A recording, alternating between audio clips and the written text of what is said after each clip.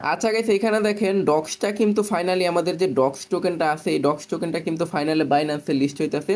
So এটা কিন্তু আমাদের জন্য বিগেস্ট একটা নিউজ। প্লাস আমরা কিন্তু অনেকেই ভাবতেছিলাম যে বাইন্যান্সে ডক্সটা আসবো, ওকে। সো ফাইনালি কিন্তু চলে আসছে। সো এখানে কিন্তু অনেকে একটা মারাত্মক লেভেলের ভুল করে ফেলছেন। আপনাদের যে ডক্স টোকেনটা আছে এই ডক্স টোকেনটা ভুল করে বাইবিটে ডিপোজিট করে ফেলছেন। সো এরকমটা আমিও করছি। সো আপনারা এখন কি চাইতেছেন, আপনাদের ডক্স টোকেন যেটা আছে এটা বাইবিট থেকে কি করতে চাইতেছেন, বাইন্যান্স যে এক্সচেঞ্জ আছে এই এক্সচেঞ্জে কিন্তু ডিপোজিট করতে চাইতেছেন। প্লাস এখানে কিন্তু বাইন্যান্স এক্সচেঞ্জের যে ডিপোজিটের বিষয়টা এটা কিন্তু অলরেডি অ্যাভেলেবল হয়ে গেছে, ওকে। আর এখানে একটা বিষয় হইতেছে গিয়া ফার্স্ট 500 কি ইউজার বাইন্যান্সে যারা যারা ডিপোজিট করবো তার মধ্যে ফার্স্ট 500 কি ইউজার এখান থেকে এক্সট্রা 20,000 করে ডক্স টোকেন পাবো, ওকে। এটা কিন্তু হিউজ একটা বিষয়। সো এখানে আমি আপনারা বলে দিই, আমি আপনারা কিছু কন্ডিশন বলি, ওকে।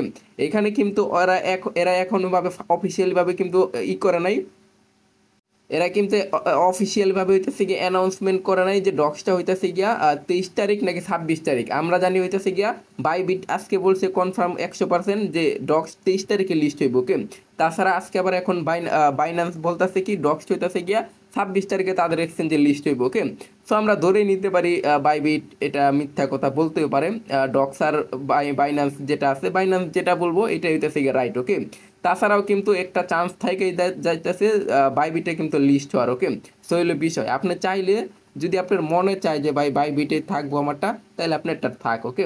সো আপনি যদি চান এখান থেকে বাইবিটে বাইন্যান্সে ডিপোজিট করতে, ওইটা কিভাবে করবেন আমি আপনারা দেখাই দিতেছি, ওকে।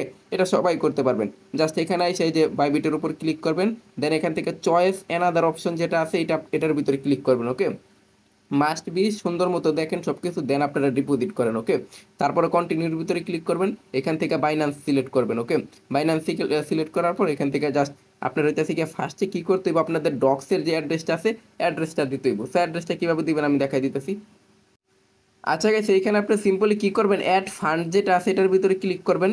দেন এখান থেকে আপনার ডিপোজিট যে অপশনটা আছে ডিপোজিট অপশনে ক্লিক করবেন।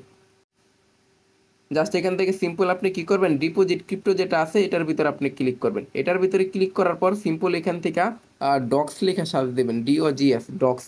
ডক্সটা কিন্তু আপনার এখান থেকে আপাতত ডিপোজিট অ্যাড্রেস যেটা আছে এটা শো করতেছে না। 2 থেকে 3 ঘন্টা পর বা একটু পরে কিন্তু ডক্স ডিপোজিট অ্যাড্রেসটা শো করব। আমি আপনার টন দিয়ে দেখাই দিতেছি। আপনি আবার টন দিয়ে এখান থেকে করেন না, ওকে। ডিপোজিটটা করবেন না, আপনি সিম্পলি কি করবেন, এখান থেকে অ্যাড্রেস যেটা আছে অ্যাড্রেসটা কপি করে নিয়ে আসবেন। কপি করে না এখানে দিবেন। আমি টন দিয়ে দেখাইলাম না ভাই, নাইলে আবার অনেকে টন দিয়ে করে ফেলবেন।